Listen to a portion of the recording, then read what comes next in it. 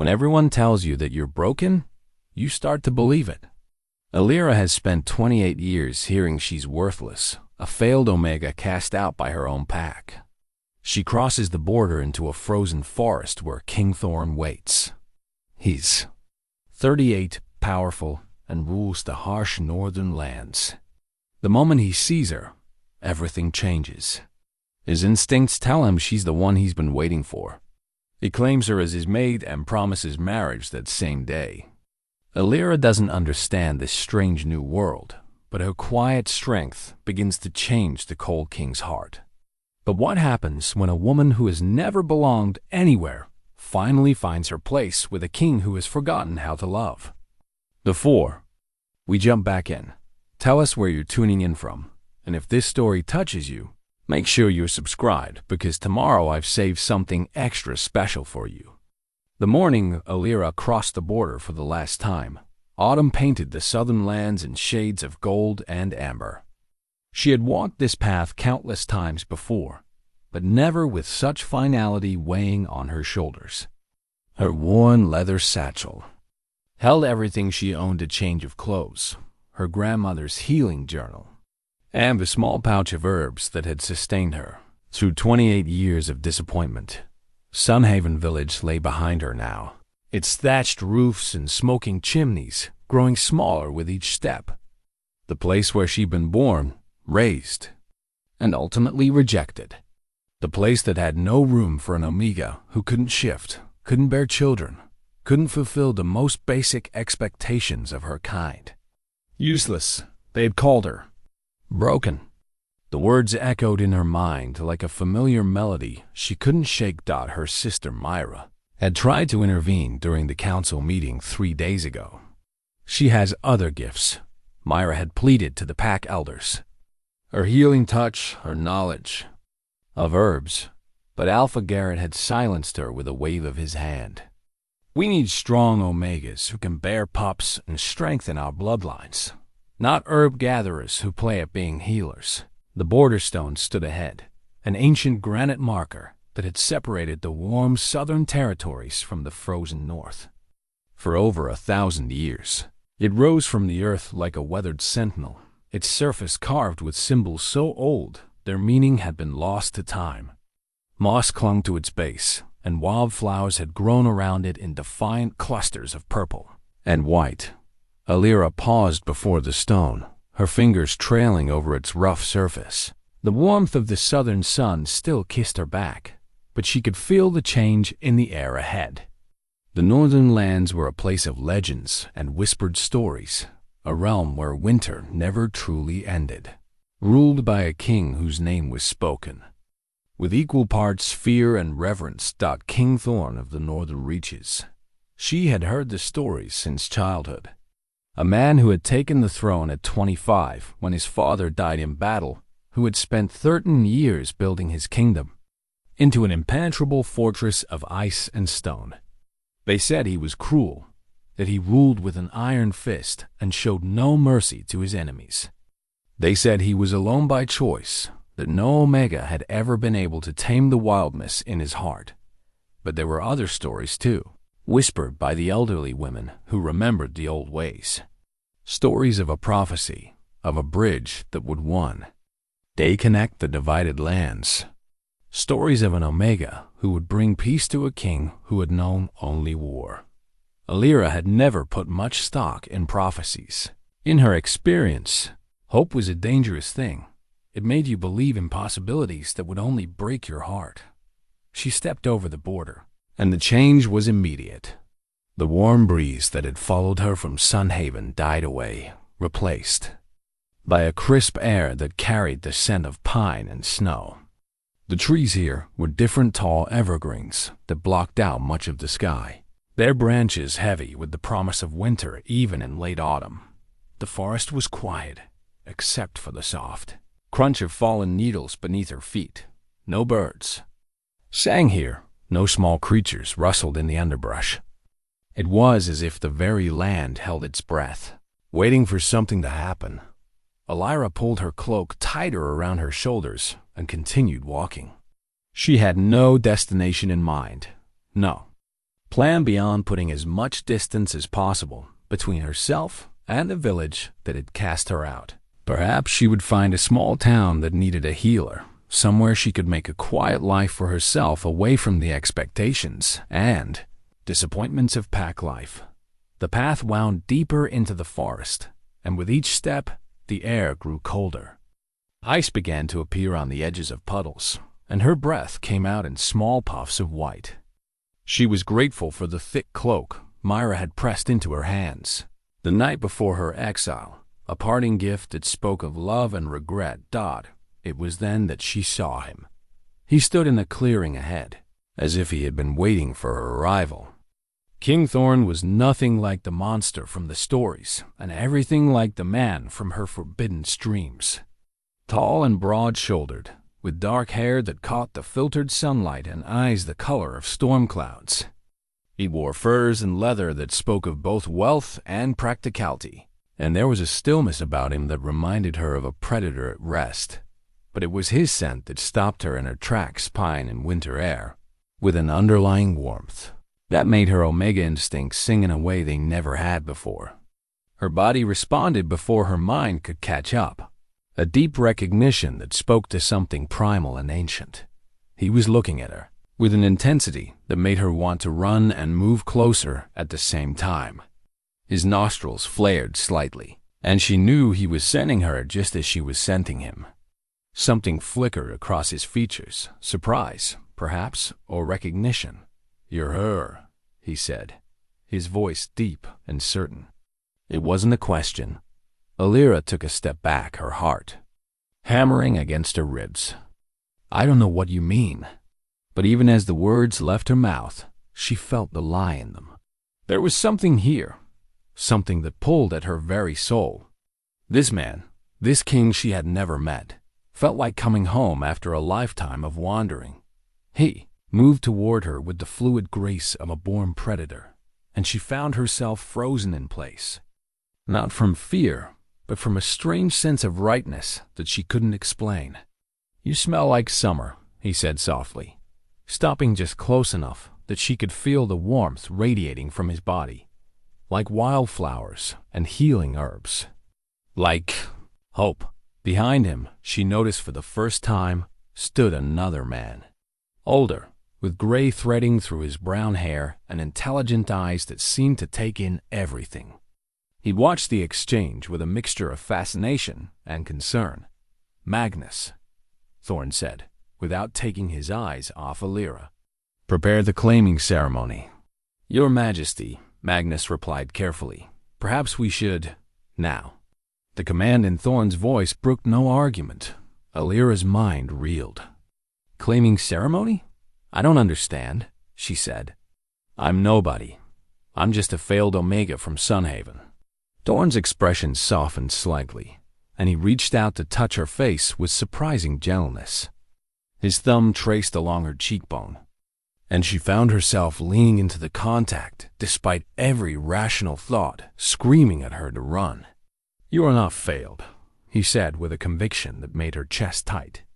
"You are exactly who you're meant to be, who I've been waiting for." The certainty in his voice, the way her body responded to his presence, it was overwhelming. She had spent her entire life being told she wasn't enough. And here was this powerful man, this king, looking at her like she hung the moon. "I don't even know you," she whispered. "You will," he promised, "and I will know you. We have time." But even as he spoke of time, he was already moving with a purpose that suggested time was the one thing they didn't have. He gestured to Magnus, who stepped forward with what looked like an ancient silver ring.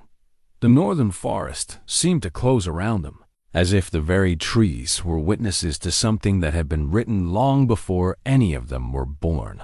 Elira felt herself standing at the edge of a precipice, knowing that whatever happened next would change the course of her life forever.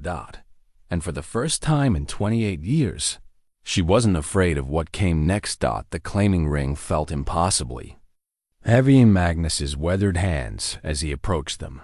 Ancient silver carved with runes that seemed to shimmer in the forest light. It was a piece of history that have bound northern mates for over 500 years. Elira stared at it with a mixture of fascination and growing panic. "This is happening. Too fast," she said, taking a step backward. Her heel caught on a root, and Thorne's hand shot out to steady her, his touch sending warmth up her arm, despite the chill in the air. "The heart knows what the mind struggles to accept," Thorne said, his storm gray eyes never leaving her face. "I have waited 38 years for this moment. I will not wait longer because of fear." "Your Majesty," Magnus interjected carefully, "perhaps the lady would benefit from understanding our customs before. She will learn them as my mate." Thorne cut him off. "Magnus, you have served my family faithfully for decades. Do you doubt my judgment now?" The older man's face showed his internal struggle. Elira could see the genuine care he had for his king warring with his obvious concerns about the haste of this decision. "It is not your judgment I question, my lord. But claiming ceremonies are meant to be witnessed by the pack, blessed by the moon, planned for months," Thorne finished. "Yes, I know the traditions, but this is no ordinary claiming." He turned back to Elira, and the intensity in his gaze made her breath catch. "You feel it too," he said. It wasn't a question. The pull, the recognition. "Tell me you don't feel like you've been searching for something your entire life and just found it." Elira opened her mouth to deny it, to claim this was all madness, but the words wouldn't come. Because he was right. Standing here in this frozen forest with a man she'd known for mere minutes, she felt more at home than she ever had in the village where she'd spent 28 years. "I don't understand it," she admitted quietly. "You don't have to understand it," Thorne said, stepping closer. "You just have to trust it. Trust me." The concept of trust was foreign to Elira. In her experience, trusting others led to disappointment and heartbreak. But there was something in Thorne's eyes, a depth of loneliness that matched her own, that made her want to take the leap. "What does the claiming mean?" she asked. "What am I agreeing to?" Magnus cleared his throat. "The claiming ceremony creates an unbreakable bond between Alpha and Omega.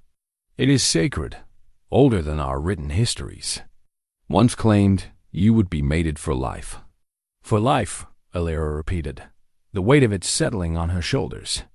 "And as my mate," Thorne added, "you would be queen of the northern reaches. You would rule beside me, help me govern our people, be my equal in all things." Queen. The word felt impossible on her tongue. She had been called worthless that very morning, and now this man wanted to make her royalty. "I can't," she said, shaking her head. I don't have the education, the training. I know nothing about ruling kingdoms." "You know about healing," Thorne said, his voice gentle but firm. "You know about plants and herbs and caring for others. Do you think ruling is so different? It is about seeing what others need and providing it. It is about healing what is broken." He gestured to the forest around them. "My kingdom is strong, but it is also isolated. We have been alone for too long, cut off from the southern lands by old grievances and older fears. We need someone who can build bridges, not just defend walls." "Why me?" The question burst out of her before she could stop it. "You don't even know me. You could have any Omega in your kingdom." "No," Thorne said sharply. "I could not. Do you think I haven't tried? Do you think 13 years of ruling alone has been my choice?" His voice softened. "I have waited because I knew. Somehow, I always knew that when I found the right one, I would know instantly." He reached for her hand, and this time she didn't pull away. His fingers were warm and calloused from sword work, but his touch was gentle. "You are not broken, Elira of Sunhaven. You are exactly what my kingdom needs, what I need." The way he said her name, with such certainty and reverence, made her chest tight with emotions she couldn't name. She looked into his eyes and saw truth. There, along with the vulnerability that he was allowing her to see. "If I agree," she said slowly, What happens then? Then Magnus performs the ceremony here, beneath the trees that have witnessed 1,000 such bonds. We return to my castle, and tomorrow we are wed in the traditional manner before my people. Tomorrow, she echoed. Is that too long to wait? Thorne asked, and there was a hint of humor in his voice that made her realize he was trying to ease. Her nerves despite everything, Elira found herself almost smiling. You're serious about all of this? Deadly serious, he confirmed. I have never been more certain of anything in my life. She looked at Magnus, who was watching the exchange, with growing fascination. What do you think? She asked him. The advisor seemed surprised to be consulted. In 30 years of service to the royal family, I have never seen King Thorne show such certainty about anything involving his personal happiness, he said carefully. If his instincts tell him you are meant to be here, then perhaps we should trust those instincts. Elira took a deep breath, tasting the cold northern air. Around them, the forest seemed to hold its breath. Somewhere in the distance, she could hear the call of a snow owl, wild and free. For 28 years, she had lived by other people's expectations, other people's definitions of what she should be. She had let their disappointment become her truth. But standing here, looking into the eyes of a man who saw something in her that no one else ever had, she felt something stir that had nothing to do with Omega biology and everything to do with choice. All right, she said, her voice stronger than she felt. Yes. Thorne's entire face transformed. The stern king disappeared, replaced by a man who looked like he had just been handed the greatest gift of his life. He brought her hand to his lips and pressed a gentle kiss to her knuckles. You honor me, he said simply. Magnus stepped forward with the claiming ring, his expression now more accepting. If we are to do this, we should do it properly. Elira of Sunhaven, do you come to this claiming freely, without coercion or fear? I do, she said, surprised by how true it felt. King Thorne of the Northern Reaches, do you offer your protection, your loyalty, and your heart to this Omega for all the days of your life? I do, Thorne replied, his eyes never leaving hers. Magnus began to speak in an ancient tongue, words that seemed to resonate through the forest itself. As he spoke, he slipped the silver ring onto Elira's finger. It was warm, despite the cold air, and it fit as if it had been made for her. The moment the ring settled into place, something changed. Elira felt it like a shift in the very air around them, a connection that went deeper than thought, deeper than understanding. She could sense Thorne's emotions, his fierce protectiveness and genuine care, his loneliness that matched her own. In his eyes, she saw that he felt it too. It is done, Magnus said, his voice filled with wonder. You are mated. Thorne stepped closer, close enough that she could feel his warmth. Hello, my queen, he said softly. My queen. The words should have felt foreign, impossible. Instead, they felt like coming home. The castle of the Northern Reaches rose from the mountainside like something carved from winter itself, dark stone. And soaring towers, with banners that snapped in the cold wind, it was both beautiful and imposing. As their party approached the massive gates, Elira felt the weight of what she had agreed to settling over her like a heavy cloak. The journey from the forest had taken 3 hours on horseback, with Thorne riding beside her and Magnus leading. A small guard escort. Thorne had been patient with her inexperience on horseback, steadying her when she swayed and offering quiet encouragement. But as the castle grew larger before them, she felt increasingly small. It's magnificent, she said, craning her neck to take in the full scope of the structure. It's home, Thorne replied simply. Our home now. Our home? The words still felt surreal. The great hall buzzed with activity as they entered. Servants paused in their tasks to bow to their king, their eyes curious and speculative as they took in the woman at his side. Elira was acutely aware of her simple traveling clothes, her wind-tangled hair, the way she must look beside Thorne's confident bearing. "Elena," Thorne called to a middle-aged woman who approached with efficient steps. "Please prepare the Queen's chambers. She will need fresh clothing and a warm bath." The woman, clearly the head housekeeper, curtsied deeply. "Of course, Your Majesty. Should I prepare the traditional chamber or the blue suite?" Thorne said. "The one that connects to mine." Heat flooded Elira's cheeks at the implication, and she saw Elena's eyebrows rise slightly before the woman's professional mask slipped back into place. "Very good, Your Majesty. And shall I send word to the kitchen about dinner arrangements? A private meal in my chambers tonight. Tomorrow we will dine in the Great Hall so our people can meet their new queen." Queen. Every time someone said the word, Elira felt a little more overwhelmed. As Elena hurried away to carry out her orders, Thorne turned to Elira with a gentle expression. "I know this is a lot," he said quietly, "but you don't have to face it all at once." Before Elira could respond, a younger woman approached them with hesitant steps.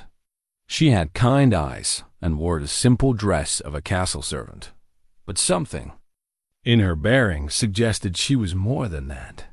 "Your Majesty," she said, curtsying to Thorne. "Magnus told me about the claiming." Her eyes darted to Elira with obvious curiosity. "If I may, I'd like to offer my services to help the Queen adjust to court life." "Elira," Thorne said, "this is Sarah. She serves as my secretary and knows more about the day-to-day running of this castle than anyone else, including me." Sarah smiled warmly. "It would be my honor to help you navigate our customs, Your Majesty. They can be quite different from Southern traditions." "Please, just call me Elira," she said quickly. "And yes, I would appreciate any help you can offer," Thorne frowned. "You are queen now. The servants will need to address you properly." "But I'm not," Elira began, then stopped herself. She wasn't what? Not really a queen? Not worthy of the title? The old thoughts tried to creep in, but she pushed them back. "I understand the importance of protocol," she said instead. "But perhaps we could ease into it?" Sarah's smile widened. "A practical approach. I like that." As they spoke, Elira became aware of a commotion near the main entrance. A group of men in traveling clothes had entered, their faces grim and their voices urgent. One of them spotted Thorne and approached with quick steps. "Your Majesty," the man said, bowing briefly. "Lord Commander Garrett requests an immediate audience.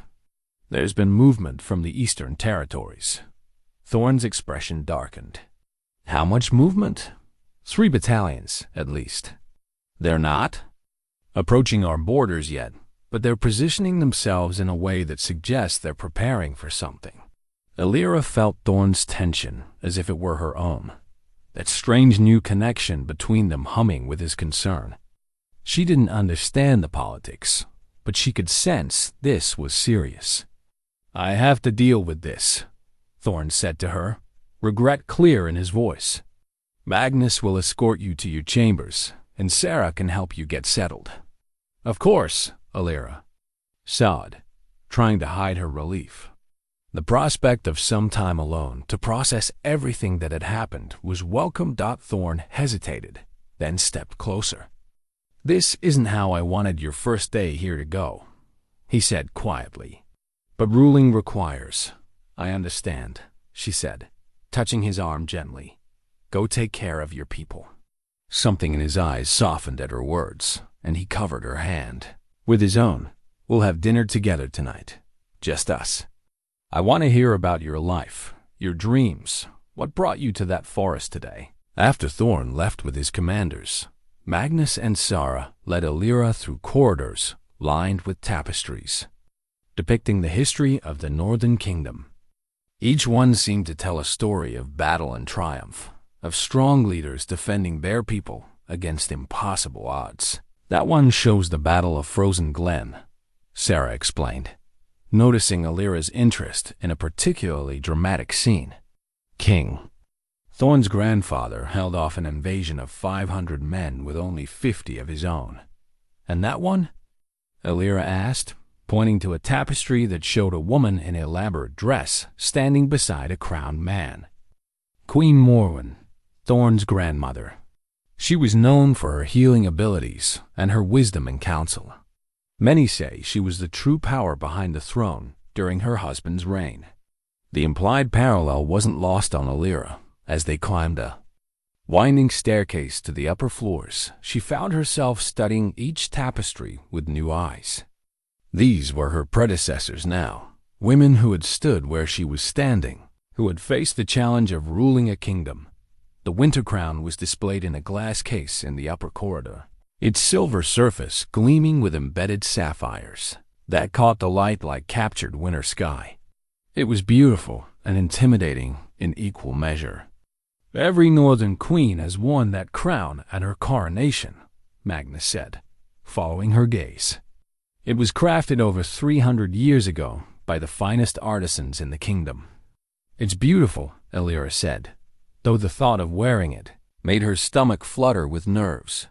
"Tomorrow, after the wedding ceremony, it will be yours," Sarah added gently. Tomorrow. Wedding. The reality of it hit her again like a physical force.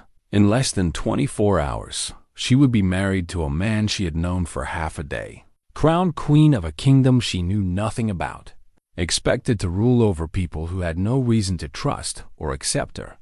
But as they reached her chambers, and Sarah opened the doors to reveal a suite of rooms more luxurious than anything Elira had ever imagined, she reminded herself of the alternative. Yesterday, she had been a homeless exile with no future and no hope. Today, she was a queen-to-be with a chance to build something meaningful. The choice was hers to make of it what she would. The hot bath Elena had prepared felt like heaven after the long, cold journey. Elira sank into the copper tub, letting the warmth ease muscles she hadn't realized were tense. The bathroom itself was larger than her entire childhood bedroom had been, with windows that looked out over the castle courtyard, where she could see guards training and servants going about their duties. A soft knock interrupted her reverie. "Your Majesty?" Sarah's voice came through the door. "I've brought some clothing options for this evening." "Come in," Elira called, grateful for the company. Sarah entered carrying an armload of dresses in rich fabrics, deep blues and forest greens, warm burgundies and subtle golds. "I took the liberty of selecting pieces that would complement your coloring," she said, laying them across the large four-poster bed. "And I brought some northern-style accessories. The climate here requires different considerations than southern fashion." Elira examined the clothes with wonder. Each piece was clearly expensive, made from fine wools and silks she had only ever seen on the wealthiest merchants who passed through Sunhaven. "These are beautiful," she said, "but are you sure they're appropriate for me?" "I'm not," she stopped herself before saying, "Not really, nobility. You're the queen," Sarah said firmly but kindly. "These clothes are made for a queen to wear." As Sarah helped her dress in a deep blue gown that brought out her eyes, Elira found herself asking, "What's he like? Really like, I mean. Not the king, but the man." Sarah's hands paused in their work. On Elira's hair, "King Thorne is the most honorable man I've ever known," she said carefully. "He cares deeply for his people, sometimes to his own detriment. He works longer hours than anyone in the castle, and he's never asked anyone to do something he wouldn't do himself." "That's not what I meant," Elira said gently. Sarah smiled. "I know what you meant." She resumed braiding small sections of Elira's hair into an intricate northern style. "He's lonely. Has been for as long as I've known him. He carries the weight of the kingdom on his shoulders, and he's never had anyone to share that burden with. Magnus is a wonderful advisor, but it's not the same as having a true partner. Has he ever? Were there other women he considered? There have been suitors over the years. Political matches mostly, Omega daughters of other pack leaders looking to forge alliances. But he never showed interest in any of them. It was like he was waiting for something specific, though he never told anyone what that might be. Sarah's words confirmed what Elira had sensed in the forest, that Thorne's certainty about their mating wasn't mere impulse, but something deeper. Still, the practical side of her worried about the speed of it all. "Sarah," she said hesitantly, "what do people expect from a northern queen? What am I supposed to know how to do?" "Well," Sarah said, settling into a chair beside the vanity, "traditionally, the queen manages the household staff and oversees the castle's domestic operations. She also serves as an advisor to the king, particularly on matters involving the well-being of the people. Many queens have served as diplomatic liaisons, and some have been instrumental in trade negotiations." Elira's heart sank. "I don't know anything about diplomacy or trade negotiations." "But you know about healing," Sarah pointed out. "Magnus mentioned that you have knowledge of herbs and medicine. That's incredibly valuable here." "How so?" "The northern climate is harsh. We lose people every winter to illness and injury that might be treatable with the right knowledge. Our current healer is elderly and has been training apprentices, but his methods are traditional, sometimes stubbornly so." Elira felt a spark of interest. "You mean there might be better ways to help people?" "I'm certain of it." "And as queen, you would have the authority to implement changes, to bring new ideas to our medical practices." For the first time since arriving at the castle, Elira felt a flutter of genuine excitement rather than anxiety. The idea of using her healing knowledge to help people on a larger scale than she'd ever imagined was appealing. Magnus's war council table dominated the map room where Thorne was meeting with his commanders. The ancient oak surface was scarred from centuries of use, marked with the rings of countless cups and the scratches of daggers used to point out strategic positions. Tonight, it was covered with detailed maps showing the eastern territories and the positions of potentially hostile forces. "They're not approaching our borders directly," Lord Commander Garrett was explaining, his finger tracing movements on the map. "But they're positioning themselves to cut off our trade routes to the south." "Economic warfare," Thorne mused, studying the patterns. "They can't defeat us militarily, so they're trying to strangle us financially." "It's a smart strategy," Magnus admitted reluctantly. "A northern climate makes us dependent on southern goods during the harsh winter months. If they can disrupt those supply lines, our people suffer," Thorne finished grimly. "How long do we have?" "If they move to block the main trade road, perhaps 2 weeks before merchants start avoiding the routes entirely," Garrett replied. Thorne straightened, his mind already working through possibilities. "Double the patrols along our southern borders. I want to know immediately if anyone moves against our trade convoys.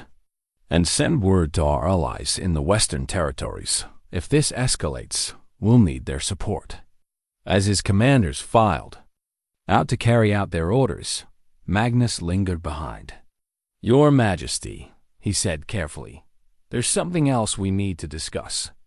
"The claiming," Thorne said, not looking up from the maps. "The speed of it has people talking. Some are wondering if this is connected to the eastern aggression, if perhaps you felt pressured to secure an alliance quickly." Thorne finally raised his eyes, and Magnus saw the steel in them. "Let them wonder. Those who know me understand that I don't make decisions based on political pressure." "I believe that," Magnus said quickly. "But perceptions matter, especially now. If our enemies think this was a hasty political move, they might see it as a sign of desperation. Then they would be wrong," Thorne said firmly. "This had nothing to do with politics and everything to do with finding the woman I've been waiting for my entire life." Magnus studied his king's face, seeing a contentment there that he had never witnessed before. "You really believe she's the one from the prophecy?" "I know she is," Thorne said simply. "The moment I saw her, everything fell into place. The loneliness, the sense that something was missing, it all made sense." "And you think she'll adjust to life here?" To the responsibilities of being queen? Thorne's expression softened. She has a strength that she doesn't even recognize yet. Give her time, Magnus. She surprised us all. When Elira made her way to Thorne's chambers for dinner, she felt more like herself than she had all day. The blue dress Sarah had chosen fit perfectly, and the northern styling of her hair made her feel elegant rather than plain. More importantly, the conversation about healing work had given her a sense of purpose, a way she might actually contribute to this kingdom she was suddenly meant to help rule. Thorne's chambers were warm and welcoming, with a fire crackling in the hearth and a small table set for two near the windows. He had changed from his formal day clothes into a simple shirt and dark pants, and the relaxed attire made him seem more approachable. "You look beautiful," he said as she entered, his eyes taking in her transformation with obvious appreciation. "Sarah has excellent taste," Elira replied, smoothing the skirt of her dress. "Sarah has always been practical," Thorne said, moving to pull out her chair. "But the beauty is all yours." As they settled in for their meal, Elira felt some of her nervousness ease. Whatever happened tomorrow, tonight she had the chance to get to know the man she had bound her life to. And despite everything that seemed impossible about their situation, she found herself looking forward to the conversation ahead. 3 weeks into her new life as queen, Elira found herself in the castle's herb garden with her grandmother's journal spread open beside her. The northern plants were different from those she had known in the south, but many had similar properties if you knew what to look for. She was cataloging medicinal possibilities when a young guard approached, his face pale with pain. "Your Majesty," he said, favoring his left arm. "I was told you might be able to help." Elira looked up from her notes, immediately recognizing the symptoms. "Training accident?" "Sword practice," he admitted sheepishly. "Dislocated my shoulder yesterday, and Master Garrett reset it, but it's still causing sharp pains when you move it," Elira finished, setting down her journal. "That's normal, but we can ease it. What's your name?" "Thomas, Your Majesty." "Well, Thomas, let's get you feeling better." She had been gathering comfrey and willow bark for just such injuries. As she prepared a poultice, she explained what she was doing. Comfrey helps with bone and muscle healing, while willow bark reduces inflammation and pain. In the South, we call willow bark nature's aspirin. As she worked, Thomas watched with fascination. The castle healer usually just tells us to rest and endure it. "Rest is important," Elira agreed, applying the poultice gently to his shoulder. "But there's no reason to suffer unnecessarily when plants can help." The relief on Thomas's face was immediate as the herbs began their work. "That's incredible," he said, rolling his shoulder experimentally. "The pain is already lessening." Word of the incident spread quickly through the castle. By evening, Elira had treated 2 kitchen maids for burns, helped a stable boy with a persistent cough, and advised the cook on herbs that might help with his arthritis. Each success built her confidence and showed her a way to contribute meaningfully to her new home. It was during dinner with Thorne that she learned about the castle's formal healing chambers. "Master Aldrich has served as our healer for 40 years, Thorne explained as they shared a quiet meal in his chambers, their nightly ritual that had become precious to both of them. He's skilled with traditional methods, but he's also set in his ways. Perhaps I can observe his work," Elira suggested carefully. "Learn how things are done here." Thorne's eyes lit up with understanding. "You want to help." "I want to be useful," she said.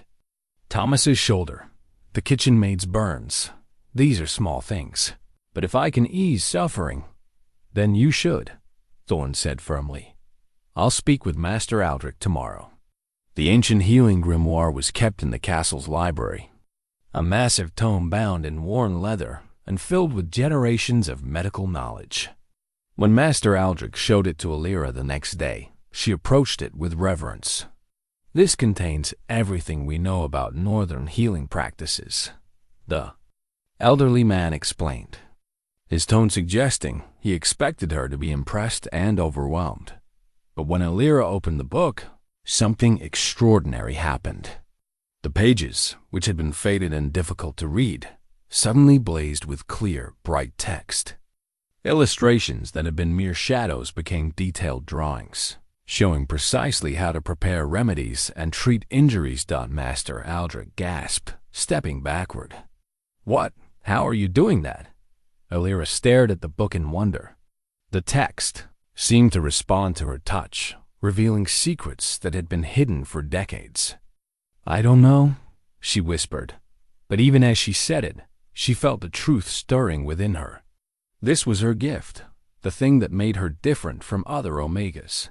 Not broken special. Over the following days, Elira spent hours with the grimoire, learning techniques that Master Aldrich admitted he had never been able to decipher. The book revealed herbal combinations that could accelerate healing, methods for treating conditions they had always considered hopeless, and diagnostic techniques that could identify problems before they became serious. "It's like the book is teaching you directly," Master Aldrich said one afternoon, his initial skepticism replaced by genuine awe. "In 60 years of studying healing, I've never seen anything like it." The changes in the castle were subtle but noticeable. Guards recovered from training injuries faster, servants missed fewer days due to illness, and the overall mood seemed lighter. Elira found herself sought out not just for her healing abilities, but for her calm presence and genuine care for others. It was during one of these healing sessions that she felt it for the first time, a warmth that seemed to flow from her hands into the person she was treating. A kitchen maid with a severe burn watched in amazement as the angry red mark faded to pink and then to normal skin tone under Elira's touch. "Your Majesty," the maid whispered, "you healed it completely." Elira stared at her own hands, feeling the echo of power that had just flowed through them. She had always been good with herbs and traditional remedies, but this was something else entirely. This was magic. That evening, she told Thorne about the incident, watching his face carefully for signs of fear or rejection. Instead, she saw only wonder and pride. "You're not surprised," she realized. "I suspected," he admitted, taking her hands in his. "The way you are with people, the way the grimoire responds to you, it's not just knowledge, it's a gift. Are you afraid of it?" she asked quietly. Thorne brought her hands to his lips, pressing gentle kisses to her palms. "I'm in awe of it," he said, "and of you." Their evening conversations had become the anchor of Elira's days. After the formal dinners, the court obligations, and the constant learning that came with her new role, these quiet moments with Thorne were when she felt most herself. They talked about everything: his childhood in the castle, her memories of helping her grandmother with healing work, their hopes for the kingdom's future. "Do you miss your old life?" Thorne asked one night as they sat by the fire. Elira curled against his side. "I miss my sister," Elira admitted. "And I miss the simplicity sometimes. But no, I don't miss feeling worthless. I don't miss having no purpose." "And now?" She looked up at him, seeing the vulnerability in his question. "Now, I feel like I'm becoming who I was always meant to be." Thorne's arms tightened around her, and she felt through their bond the relief and joy her words brought him. Over the weeks, their connection had deepened beyond the initial claiming. They could sense each other's emotions, share silent communications, and find comfort in a closeness neither had ever experienced before. "The people are accepting you," Thorne said. "More than accepting, they're beginning to love you." "They love that I can help them," Elira corrected. "They love that you want to help them," Thorne said. "There's a difference." As winter deepened around the castle, Elira found herself settling into her role with growing confidence. The healing work gave her purpose, her relationship with Thorne gave her joy, and the gradual acceptance of the castle's inhabitants gave her a sense of belonging she had never known. But she was learning that happiness, like the northern weather, could change quickly. And storm clouds were gathering on the horizon that would test everything she had built. The first sign of trouble came with the morning ravens. Elira was in the healing chambers, working with Master Aldrich to prepare winter remedies when urgent. Bells began ringing throughout the castle. Through the windows, she could see guards running to their positions along the walls. "What's happening?" she asked, setting down her mortar and pestle. Before Master Aldrich could answer, Sarah burst through the door, her usually composed demeanor cracked with worry. "Your Majesty, you're needed in the throne room immediately. There are envoys from Sunhaven." Elira's blood ran cold. Sunhaven. Her birth pack had come to the northern kingdom, and she couldn't imagine it was for pleasant reasons. She found Thorne in the throne room, his expression thunderous as he faced 3 men in southern traveling clothes. Magnus stood at his right hand, while guards flanked the visitors. The tension in the room was thick enough to cut. "Ah, there she is," said the man in the center, and Elira's heart sank as she recognized Alpha Garrett, the man who had vanished just weeks ago, the runaway Omega who has caused so much trouble. "Alpha Garrett," Elira said carefully, moving to stand beside Thorne's throne. "What brings you to the Northern Kingdom?" "You do," Garrett said bluntly. "This illegal claiming has created a diplomatic crisis. You were exiled from our pack, which means any mating contracts you entered into are null and void." Thorne's voice was deadly quiet when he spoke. "Are you suggesting that my mate is not legitimately claimed?" "I'm saying she had no right to accept any claiming," Garrett replied, his tone growing bolder. "An exiled Omega cannot enter into pack bonds. The mating is invalid, and she must return with us to face the consequences of her actions." Elira felt Thorne's rage through their bond, a burning fury that made her own pulse race. But there was something else to a flicker of doubt, quickly suppressed, about whether Garrett might be right about the legal technicalities. "The laws of mating transcend pack politics," Magnus interjected smoothly. "A true claiming cannot be undone by bureaucratic technicalities." "Nevertheless," Garrett said, "we demand her return. Her exile was punishment for her failures as an Omega. Running away to play queen in the north doesn't change what she is." The words hit Elira like physical blows, awakening all the old insecurities she had been working to overcome. Failed Omega. Worthless. The poison of those thoughts began seeping back into her mind, despite everything she had accomplished. "Elira," Thorne said quietly, his voice cutting through the toxic voices in her head, "look at me."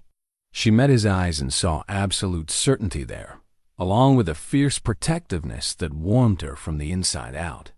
"You are my queen," he said, loud enough for everyone to hear. "My mate, my equal, my chosen partner. No one has the authority to change that." But Alpha Garrett wasn't finished. "Pretty words, Your Majesty, but they don't change reality.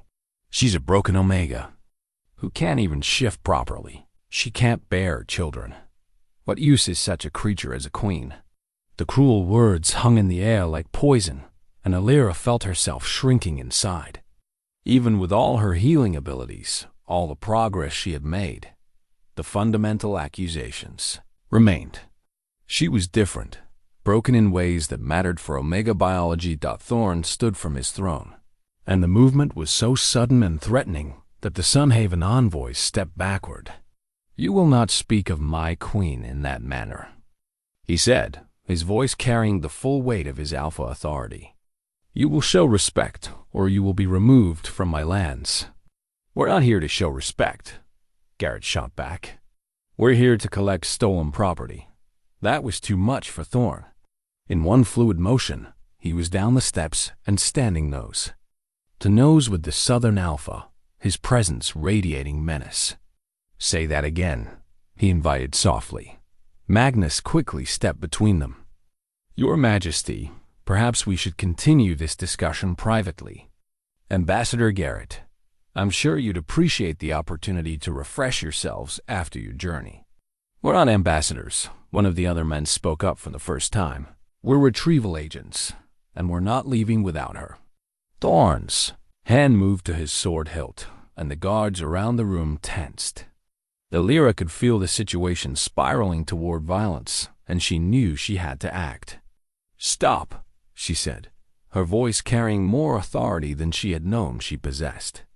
"Everyone, stop." The room fell silent, all eyes turning to her. She could feel Thorne's surprise through their bond, along with his pride in her display of leadership. "Alpha Garrett," she said, addressing her former pack leader directly, "you exiled me for being a failed Omega. You said I had nothing to offer. Any pack. So why do you want me back now?" Garrett's eyes flickered with something that might have been uncertainty. "You violated the terms of your exile by finding a place where I'm valued?"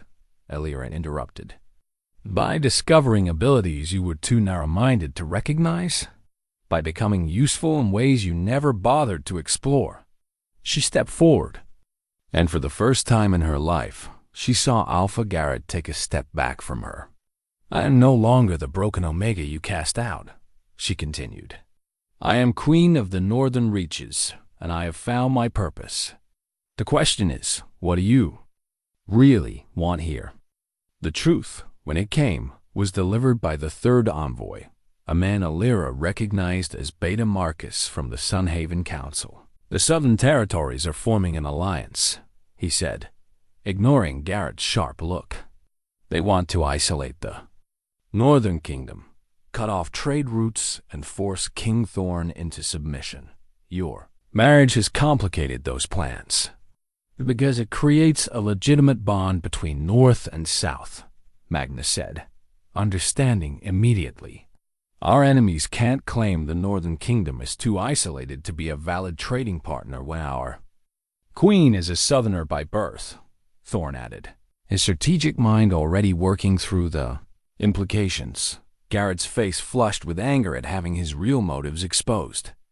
"She belongs to Sunhaven," he said stubbornly. "An exile doesn't change that." "Actually, it does," a new voice said from the doorway.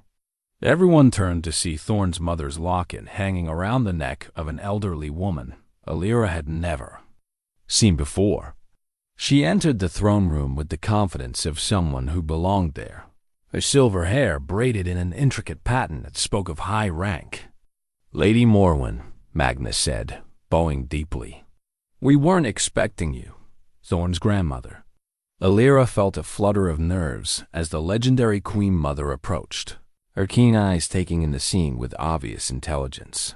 "I came as soon as I heard about the claiming," Lady Morwen said, her voice carrying the authority of someone accustomed to being obeyed.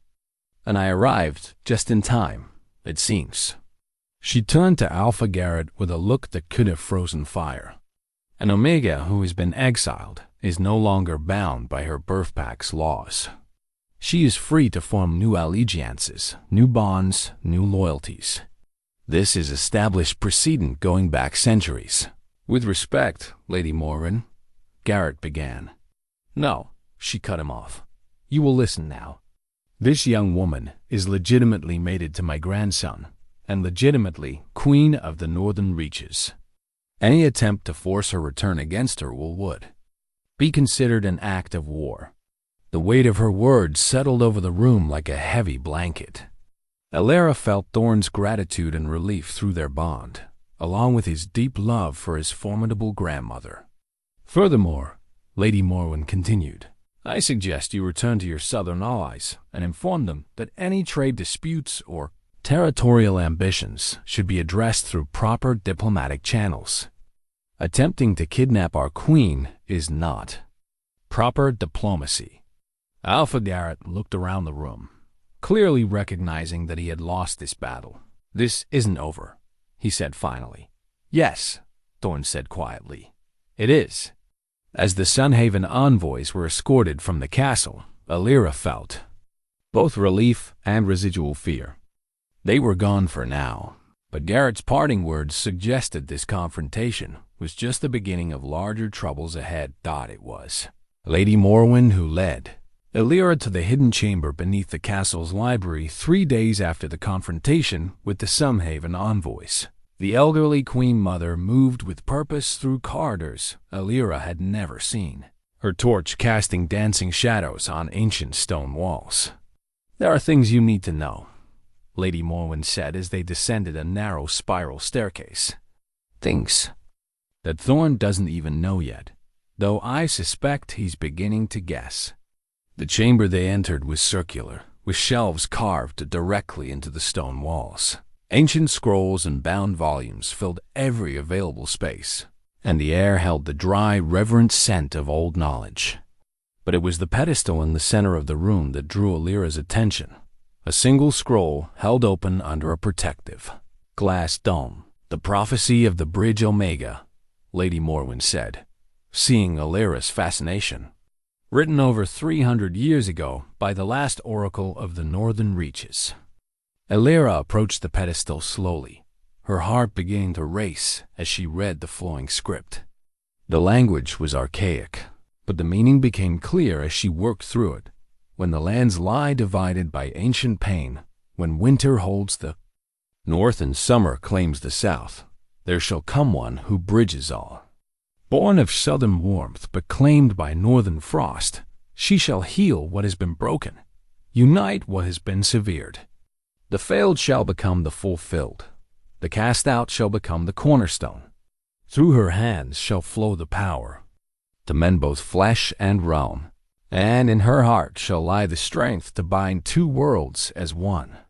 But beware, those who profit from division shall rise against her. Dark forces shall seek to prevent the joining, for their power grows in separation and dies in unity.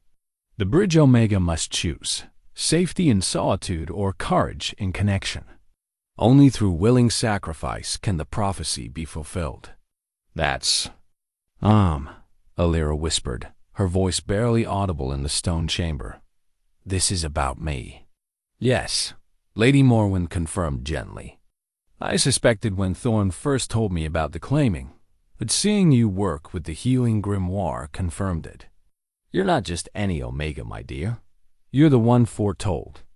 Elira's mind reeled as pieces began falling into place. The healing abilities, the way the grimoire responds to me, Thorne's certainty when he saw me. His bloodline carries the gift of recognition, Lady Morwen explained. Northern kings have always been able to sense their destined mates, but Thorne's gift is particularly strong.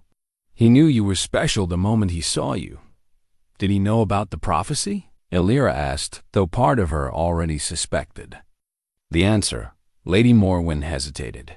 He knew the stories as all Northern royalty do, but he didn't know you were the Bridge Omega until after the claiming. His recognition of you was instinct, not calculation. Relief flooded through Elira, but it was quickly replaced by a deeper concern. The prophecy mentions dark forces, people who profit from division. Yes, Lady Morwen said gravely. For centuries, there have been those who benefit from keeping the northern and southern territories separate. Merchants who control specific trade routes, nobles who maintain power through isolation, and worse things that thrive in the shadows between realms. What kind of worse things? Lady Morwen's expression darkened. There are entities that feed on discord, on the negative emotions that division creates. Fear, hatred, suspicion. These things give power to creatures that most people have forgotten even exist. A united realm would starve them. Elira thought about the Sunhaven envoys, the strange urgency in their mission that had seemed about more than just pack politics. Alpha Garrett, do you think he's working with these dark forces? Knowingly or unknowingly, yes. The timing of his visit, the specific arguments he made, the way he seemed almost compelled to demand your return, it has the feeling of outside influence. And my exile? Elira asked, though she was beginning to suspect that answer too. Arranged, Lady Morwen confirmed. Your grandmother was a healer of considerable skill. When you began showing similar abilities as a child, certain people took notice. They couldn't harm you directly. The old laws protect children, but they could influence your pack leaders to reject you, to convince them you were broken rather than gifted. The revelation hit Elira like a physical blow.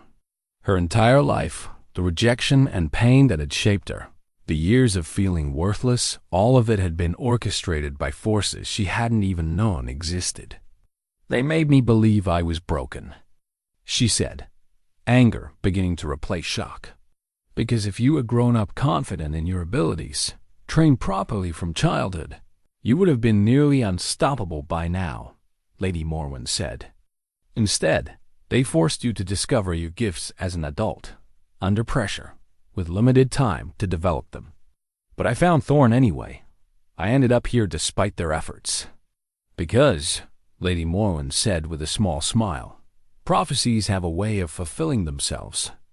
Love is stronger than manipulation, and destiny is more powerful than the plans of those who would corrupt it. As they made their way back to the upper levels of the castle, Elira's mind was spinning with implications. What happens now? She asked.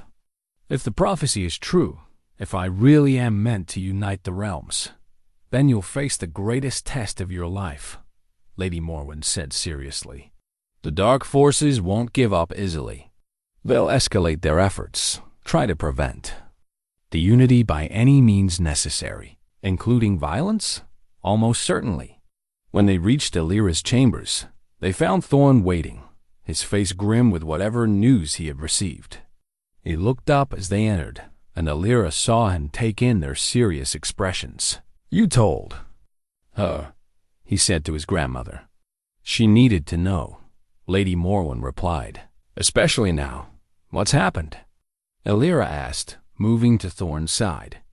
Magnus intercepted communications between several southern packs, Thorne said, wrapping his arms around her. They're planning a coordinated attack, not just on our trade routes, but on the castle itself. They want to capture you and force the mating bond to be dissolved. Can they do that?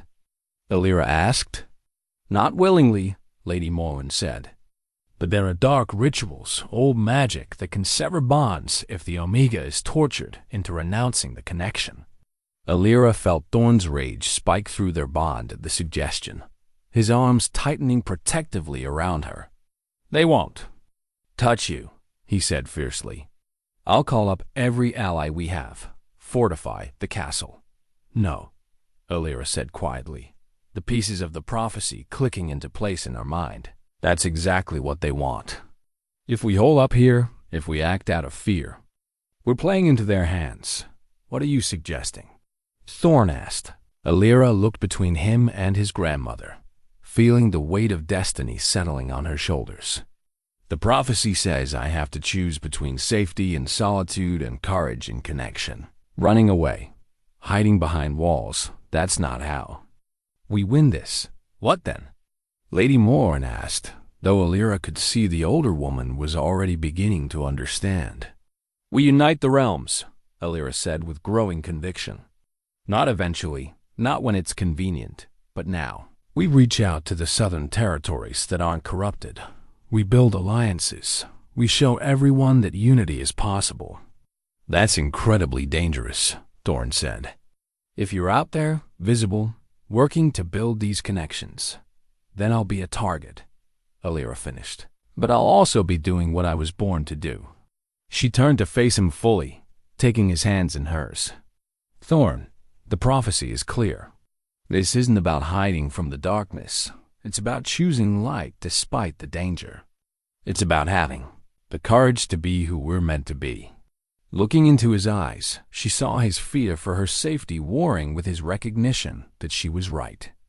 Through their bond, she could feel his struggle, his desperate desire to protect her fighting against his understanding that true protection might require taking the very risks he wanted to shield her from. If we do this, he said finally, we do it together. No heroic sacrifices, no going off alone to face danger. We're partners in this. Partners, Elira agreed, relief flooding through her, that he understood. Lady Morwen watched their exchange with satisfaction. Then it settled. We prepare for war, but not the kind our enemies expect. We prepare to build something they can't tear down. As the elderly Queen Mother left them alone, Elira felt the magnitude of what lay ahead settling over her. The scared, rejected Omega, who had crossed the border just weeks ago, was gone, replaced by someone who understood her true purpose. The Bridge Omega, the one who would unite the realms. And if dark forces wanted to stop her, they would learn that some bonds were stronger than fear, and some loves were worth any risk. The war horn that had called northern clans to battle for. Centuries rang out across the mountain peaks at dawn, its deep, resonant voice carrying for miles through the crisp air.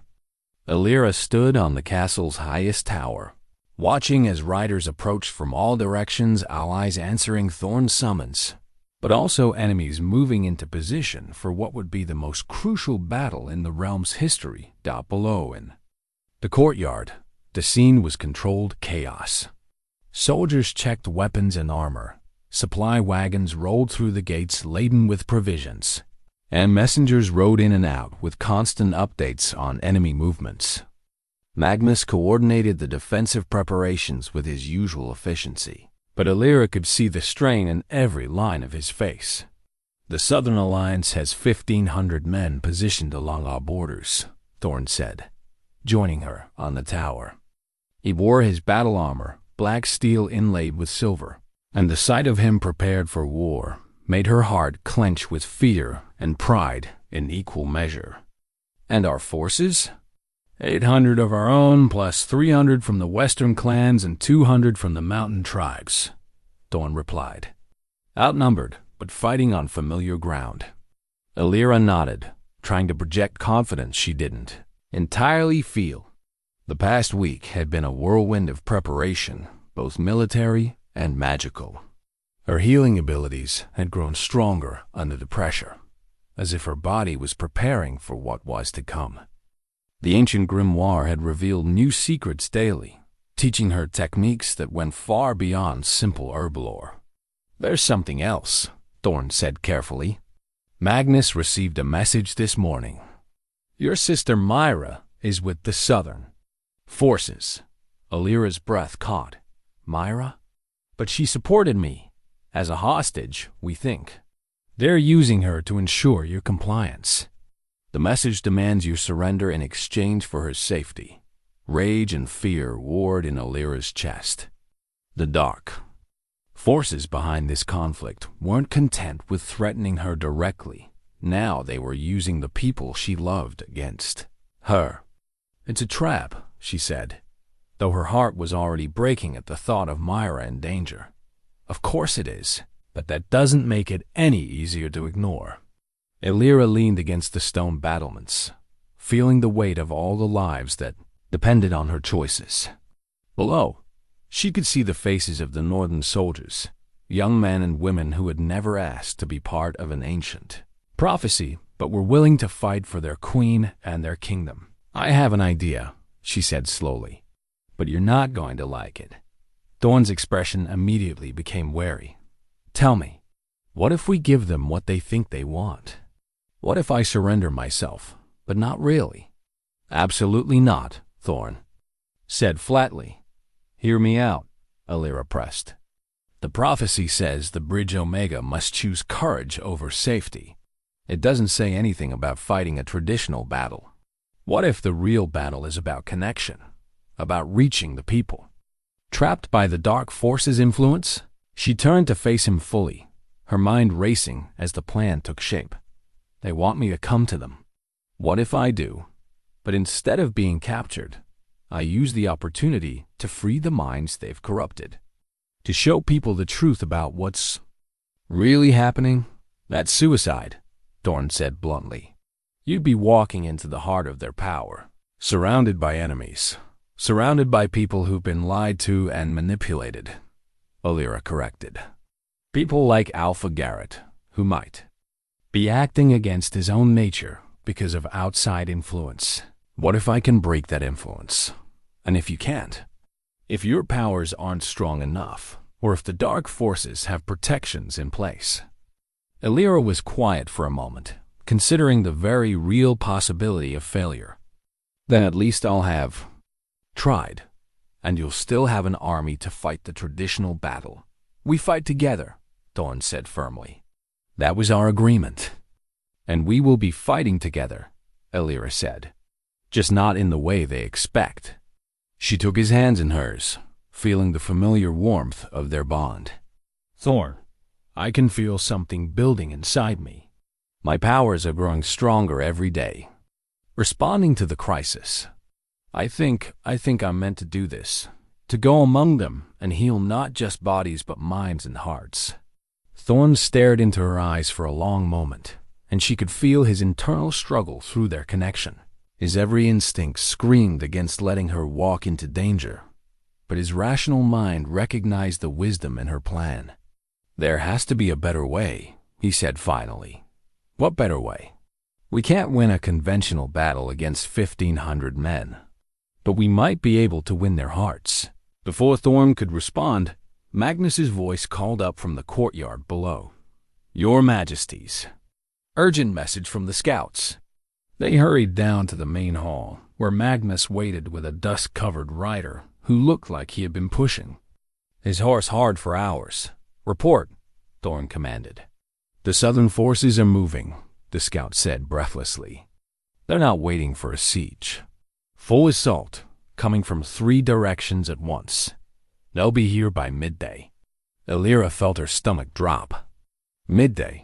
That gave them perhaps 4 hours to prepare for an attack they weren't ready for. How is that possible? Magnus demanded. Our intelligence suggested they weren't ready to move for at least another day. Something's driving them forward, the scout said.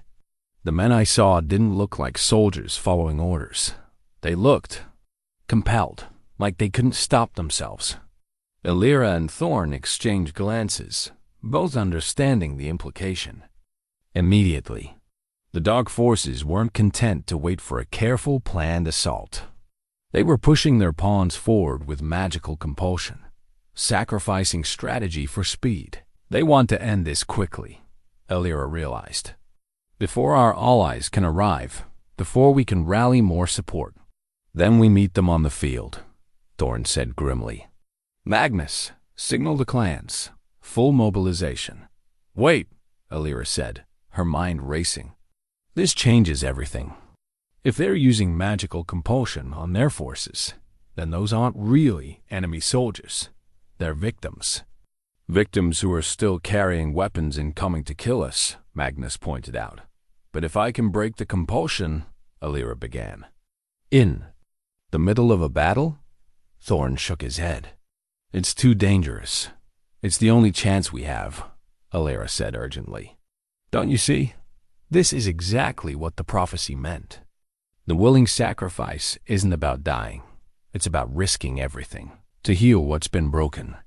She could see the exact moment when understanding dawned in Thorne's eyes, followed immediately by fierce resistance to what he knew she was right about. There has to be another way, he said, but his voice lacked conviction. Thorne, she said, gently, you recognize me in that forest because your bloodline carries the gift of knowing. Trust that gift now. You know I'm right. Magnus cleared his throat. Your Majesties, if I may suggest a compromise. Queen Elira could attempt to reach the compelled soldiers, but with significant protection. A small force of our best warriors, positioned to extract her if the situation becomes untenable. And if the extraction fails? Thorne asked. Then we fight like our lives depend on it, Magnus said simply. Because they will. Elira felt a surge of gratitude toward the older man who had become not just an advisor, but a friend. He understood the impossible position Thorne was in, being asked to risk the person he loved most for the greater good. I'll need to prepare, Elira said. The healing magic I'll be using is different from anything I've done before. And I'll need something to amplify my power, to reach so many people at once. The Unity Blade. Lady Morwen's voice came from the doorway where she had been listening. It's kept in the armory, waiting for true mates to claim it together. Thorne looked between his grandmother and his wife, seeing the determination in both their faces. "You've all decided this already, haven't you?" "We've accepted what needs to happen," Lady Morwen corrected gently. "There's a difference." As preparations began in earnest, Elira found herself in the armory with Thorne, standing before an ancient sword unlike any weapon she had ever seen. The Unity blade was forged from silver and steel intertwined, its surface inscribed with runes that seemed to shift and dance in the torchlight. "It can only be wielded by true mates working in perfect harmony," Thorne explained, his voice tight with emotion. "Legend says it amplifies not just physical strength, but spiritual power as well." When they grasped the hilt together, Elira felt a surge of energy that went beyond anything she had experienced. Through their bond, she could feel Thorne's strength joining with hers, their souls aligning in a way that made her healing abilities blaze like a star. "We can do this," she said, looking into his eyes. "Together." "Together," he agreed, though she could feel his fear for her through their connection. As the hour of battle approached, Elira stood once more on the castle walls, but this time she wasn't looking out with uncertainty. She was the bridge Omega, destined to unite the realms, and she would not let fear prevent her from fulfilling that destiny. The Dark Forces had made one crucial mistake. They had assumed that love made people weak, that bonds could be used as weapons against those who dared to care. They were about to learn just how wrong they were. The battlefield stretched across the valley below the castle, a patchwork of snow and brown earth where two armies now faced each other in the pale winter sunlight. Elira rode beside Thorne at the head of their forces, the Unity blade strapped across her back alongside his war sword. She could feel its power humming against her spine, responding to their shared determination. "There," Thorne said quietly, pointing to a cluster of banners in the enemy ranks. "Sunhaven's colors, and there," his voice tightened, "I can see your sister." Elira followed his gaze and spotted Mira among the southern forces, her hands bound, flanked by guards who kept her close to Alpha Garrett. Even at this distance, Elira could see the fear and confusion on her sister's face. "She doesn't understand." "What's happening?" Elira said, her heart clenching. "None of them do." As if summoned by her words, a figure emerged from the center of the enemy formation. Tall and gaunt, wrapped in dark robes that seemed to absorb the winter light, he radiated an aura of wrongness that made Elira's skin crawl. This was no ordinary man. This was something else, something that fed on discord and hatred.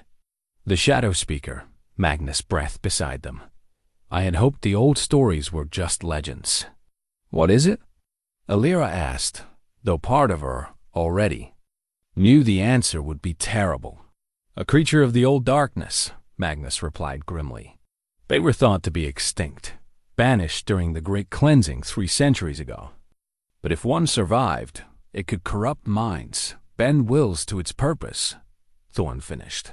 "That explains the compulsion driving the southern forces." The Shadow Speaker raised his staff, and a voice that was not quite human echoed across the battlefield. "Bridge Omega," it called, the words carrying unnatural power. "You have something that belongs to us. Surrender yourself, and these pawns live. Resist, and watch them all burn."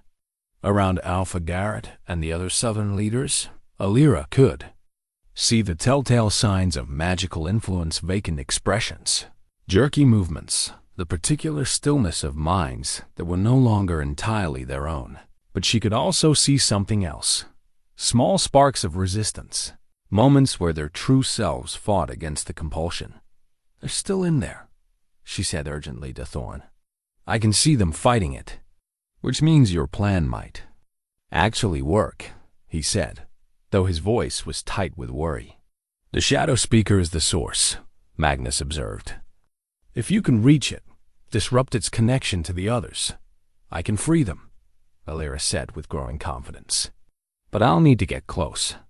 The Unity Blade seemed to pulse with agreement, its power calling to her Omega abilities in a way that felt like destiny finally clicking into place.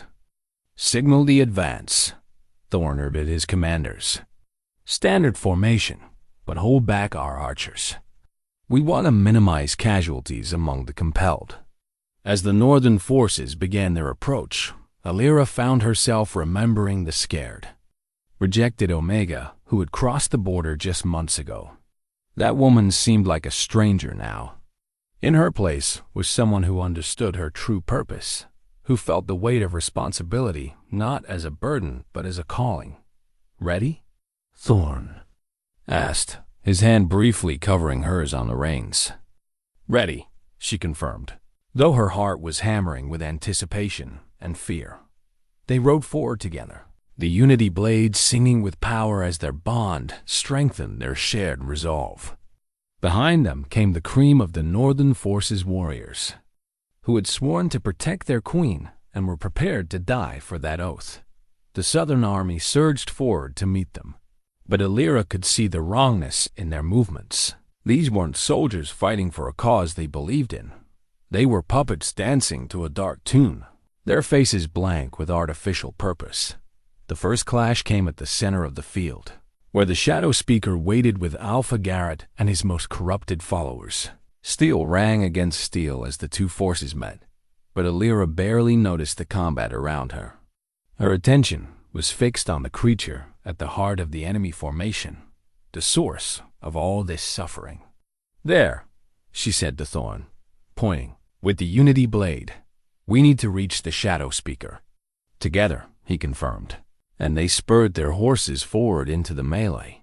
The battle flowed around them like a deadly dance, Northern warriors creating a protective corridor while Elira focused on the growing power within her. She could feel the Shadow Speaker's influence like a dark web stretching across the battlefield, connecting it to every corrupted mind. But she could also feel something else, the natural bonds that connected all living things, the threads of compassion and understanding that the darkness tried so hard to sever. Those bonds were still there, waiting to be strengthened, waiting for someone with the power to heal what had been broken. As they drew closer to the Shadow Speaker, Elira raised the Unity Blade, feeling Thorne's strength flowing through their connection to amplify her own abilities. The creature turned its attention to her, and she felt the full weight of its malevolent power pressing against her mind. But she was no longer the broken Omega it expected to find. She was the bridge, and she had come to build connections that no darkness could destroy. The Shadow Speaker's attack hit Elira's mind like a physical blow, a wave of despair and self-doubt that sought to drag her back into the darkness of her old beliefs. Worthless, it whispered with a voice like grinding stone. Broken, failed Omega. You think you can stand against powers older than your bloodline? But where once those words might have found purchase, now they met something unshakable. Elira was no longer fighting for herself alone. She carried the love of a mate who had seen her true worth, the trust of people who believed in her healing, gifts, and the destiny of two realms that needed to be united. "I am not broken," she said aloud, the Unity Blade blazing with silver light as Thorne's strength flowed through their bond. "I am exactly who I was meant to be." The Shadow Speaker recoiled as if burned, its form wavering like smoke in a strong wind. Around them, the battle continued, but Elira could see cracks appearing in the creature's control. Some of the compelled soldiers stumbled, confusion replacing the blank certainty in their eyes. "Now," Thorne said, understanding instinctively what she needed, while it's weakened. Together, they raised the Unity Blade, and Elira let her healing power flow through it, amplified by the ancient magic and her mate's unwavering support.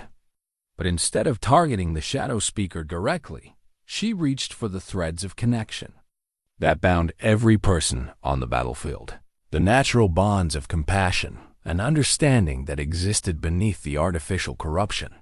She found Alpha Garrett first, his mind a battlefield where his true self fought against the dark compulsion. With gentle but inexorable force, she severed the shadow's hold on him, pouring healing energy into the damaged pathways of his thoughts. Garrett stumbled, his sword falling from nerveless fingers as his eyes cleared. For a moment, he looked around, in complete confusion, seeing the battle as if for the first time. Then his gaze found Elira, and she saw recognition dawn not of an enemy to be captured, but of the young woman he had wronged. "What have I done?" he whispered, the words carrying across the battlefield despite the chaos. "What you were forced to do," Elira said, her voice somehow reaching him clearly. "But you can choose differently now." One by one, she freed the other. Corrupted minds, each release making the next easier as the Shadow Speaker's power weakened. The creature writhed and shrieked, its form becoming more insubstantial with each bond she severed. But it was when she reached for Mira that everything changed. Her sister's mind wasn't just corrupted, it was being used as an anchor, a way for the Shadow Speaker to maintain its hold on the physical world. Freeing her would destroy the creature, but the feedback could kill them both. "Elira, don't," Thorne warned, sensing her intention through their bond. But she was already reaching out, her power flowing toward her sister with desperate intensity. The Shadow Speaker realized what she was attempting and poured all its remaining strength into stopping her, its mental assault like acid against her consciousness. Pain unlike anything she had ever experienced tore through Elira's mind, and she felt her strength beginning to fail. The Unity blade flickered, its light wavering as her connection to Thorne strained under the assault. That was when she felt it, not just Thorne's strength supporting her, but something else. Other minds, other hearts, joining their power to hers. Alpha Garrett, his guilt transformed into determination to make amends. The Northern warriors who had come to trust their healing queen. Even some of the former enemies, freed from compulsion and horrified by what they had been forced to do. The Heartstone, she realized. Not a physical artifact, but the connection between hearts united in common purpose. This was what the prophecy had truly meant, not that she would fight alone, but that she would inspire others to fight alongside her. With this combined strength flowing through her, Elira reached Mira's mind and gently, carefully, began to unravel the dark bindings that held her. The Shadow Speaker's shriek rose to an inhuman pitch as its anchor was dissolved, its form beginning to tear apart like smoke in a hurricane. "You cannot destroy me," it raged, its voice growing fainter. "I am eternal." "I am alone," Elira said, simply, and spoke the truth that banished it forever. "And we are not." The creature's final scream echoed across the battlefield as it dissolved into nothingness, taking with it the last traces of its corrupting influence. Silence fell like a blessing, broken only by the sound of weapons being dropped as former enemies looked at each other with cleared minds. Myra staggered free of her guards, tears streaming down her face as she ran toward Elira. "Sister," she sobbed, "I'm so sorry." "I couldn't stop myself." "I know," Elira said, sliding down from her horse to embrace Myra tightly. "It wasn't your fault." None of it was anyone's fault. Around them, the two armies were laying down their weapons, the artificial divisions that had driven them to war evaporating in the face of shared understanding. Alpha Garrett approached slowly, his face haggard with the weight of what he had been forced to do. "Your Majesty," he said, dropping to one knee, "I have no right to ask forgiveness." "You have no need to ask it," Elira said gently. "We were all victims of the same darkness. Now we have the chance to build something better." As the sun broke through the winter clouds, casting warm light across the battlefield where enemies had become allies, Elira felt the prophecy finally, truly fulfilled. The realms were united not through conquest, but through understanding. Not through force, but through the bridge of compassion she had been born to build. The broken Omega was gone forever, replaced by the Bridge Queen, who would help heal two worlds. 1 year later, the new dawn bell rang out across the unified kingdoms as spring returned to the northern lands. Elira stood on the castle balcony, watching the celebration in the courtyard below where people from both realms mingled freely, their children playing together without thought for the old divisions that had once seemed so important. The bell itself was new, cast from metal donated by both northern and southern smiths, its voice a harmonious blend that could be heard for miles. It rang every morning now, marking not just the start of a new day, but the continuation of a peace that grew stronger with each passing season. The southern delegation seems pleased with the new trade agreements, Thorne said, joining her on the balcony. He carried 2 cups of warm cider, handing one to her as he settled beside her against the stone railing. Pleased enough to suggest making them permanent, Elira agreed, accepting the drink gratefully. Alpha Garrett says the prosperity from unrestricted trade has convinced even the most stubborn traditionalists that unity serves everyone better than division. It had taken months of careful diplomacy, of healing old wounds and building new trust, but the transformation had been remarkable to witness. Trade flowed freely between the realms now, bringing southern medicines and fruits to the harsh northern climate, while northern craftsmanship and mineral wealth enriched the southern territories. More importantly, knowledge flowed as well. Elira's healing techniques, once dismissed as the useless skills of a failed Omega, were now taught in schools throughout both kingdoms. The ancient grimoire had revealed its secrets to other healers too, though none with quite the same natural affinity Elira possessed. Master Aldrich says the new medical college will be ready for students by next autumn, Thorne continued. He's quite excited about combining northern traditional methods with southern innovations, and southern healing practices with northern knowledge, Elira added. The combination is proving more effective than either approach alone. That had become a recurring theme over the past year, the discovery that things thought to be separate and incompatible could, when brought together with wisdom and patience, create something greater than the sum of their parts. In the courtyard below, Elira spotted familiar faces in the crowd. Sarah was directing the placement of decorative banners with her usual efficiency, while Magnus engaged in animated conversation with several southern advisors who had become regular visitors to the northern court. Even Alpha Garrett was there, no longer the bitter, manipulated man who had demanded her return, but someone who had become an unlikely friend and ally. Any regrets? Thorne asked quietly, a question he posed from time to time when the magnitude of the changes became particularly apparent. Elira considered the question seriously, as she always did. Her life had been transformed beyond recognition. The quiet, rejected Omega, who had once dreamed only of finding a small place where she might be useful, was now a queen whose decisions affected thousands of lives. The responsibilities were immense, the challenges constant, the pressure sometimes overwhelming. None, she said finally, meaning it completely. This is who I was always meant to be. I just needed to find the courage to become her. Through the great hall windows, she could see the tapestries that now decorated the walls, new ones woven by artists from both realms, depicting not just battles and conquests, but scenes of healing, building, and growth.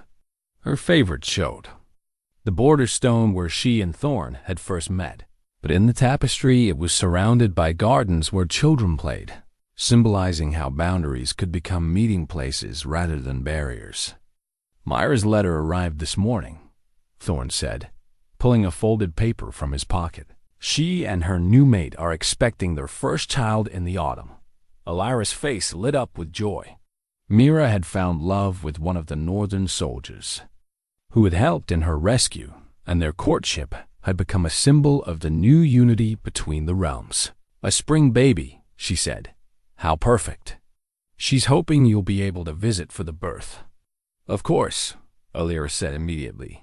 Family is family, no matter which realm they live in, That too had become one of the principles of the unified kingdoms, that bonds of love and kinship transcended political boundaries. Families separated by old prejudices were reuniting. Marriages between North and South were no longer forbidden, and children grew up learning that differences in culture and tradition were sources of strength rather than division. Lady Morwen emerged from the castle doors below, moving with the purposeful stride that hadn't diminished despite her advancing years. She spotted Elira and Thorne on the balcony and raised her hand in greeting, her face bright with satisfaction at seeing her predictions fulfilled. "She's been insufferably pleased with herself lately," Thorne observed with fond amusement. "Yesterday she told me she had known all along that everything would work out perfectly." "Did she really know?" Elira asked. "Probably," Thorne admitted. "She has an uncanny ability to see patterns that escape everyone else. Though I suspect her confidence had more to do with faith than foresight." "Faith in what?" "In you," he said simply, turning to face her fully. "In us. In the power of people to choose connection over separation when given the chance." The afternoon sun was warm on her face, carrying the scents of spring flowers from the gardens below. Somewhere in the distance, she could hear children laughing as they played games that mixed northern and southern traditions, creating something new and joyful from the blend. "Do you think the peace will last?" Elira asked. Thorne was quiet for a moment, considering. "I think every generation will have to choose it again," he said finally. "But yes, I think it will last. Because you didn't just unite the realms, you showed people that unity was possible. And once people know something is possible, they're much more likely to make it happen." As the new dawn bell finished its celebratory song, Elira felt a deep sense of completion. The scared young woman who had crossed the border with nothing but a worn leather satchel was gone, replaced by someone who understood that being different wasn't the same as being broken. That sometimes the very things that made you feel like an outsider were exactly what the world needed. She thought of all the people whose lives had been touched by the changes, former enemies who had become friends, families reunited across old boundaries, children who would grow up in a world where their heritage was a source of pride rather than division. The healing had spread far beyond anything she could have imagined when she first discovered her gifts. "Thomas stopped by the healing chambers yesterday," Elira said, remembering the young guard whose shoulder she had treated in her early days at the castle. "He's been accepted to the new medical college. Says he wants to learn to heal others the way I helped him." "How many students have applied now?" Thorne asked. "Over 300 from both realms. We'll have to expand the program sooner than expected." It was a good problem to have, this abundance of people who wanted to learn the arts of healing and connection. Each student would go back to their communities with new knowledge and a living example that cooperation created better outcomes than competition. "I love you," Thorne said suddenly, the words carrying the same wonder they had held on their first night together. "Not just for who you are, but for who you've helped me become." Elira turned to face him fully, seeing in his eyes the man who had recognized her worth when she couldn't see it herself, who had offered her a partnership that had transformed them both. "I love you too," she said, "for seeing me when I was invisible, for believing in me when I couldn't believe in myself." Their bond hummed with contentment, stronger now than it had been even in the early days of their mating. They had been tested by conflict and pressure, but each challenge had only proved that their connection could weather any storm. As evening approached and the celebration below began to wane down, Elira found herself thinking about the prophecy that had shaped so much of their journey. The bridge Omega who would unite the realms, but the prophecy had been incomplete. It hadn't mentioned the most important truth, that bridges didn't just connect two sides. They created something new in the space between them. The unified kingdoms weren't just north and south anymore. They were something entirely new, a place where different traditions could blend and strengthen each other, where people could choose their own paths rather than being bound by the circumstances of their birth. Tomorrow would bring new challenges, new opportunities to grow and heal, and build. There would be disagreements to mediate, problems to solve, and always the ongoing work of maintaining the connections they had fought so hard to create. But tonight, as the stars began to appear over the peaceful kingdoms and the new dawn bell settled into silence until morning, Elira felt the deep satisfaction of a purpose fulfilled and a destiny embraced. She was no longer the rejected Omega or even the Bridge Queen Dot. She was simply Elira, a woman who had learned that the greatest strength came not from standing alone, but from choosing to build bridges wherever they were needed most.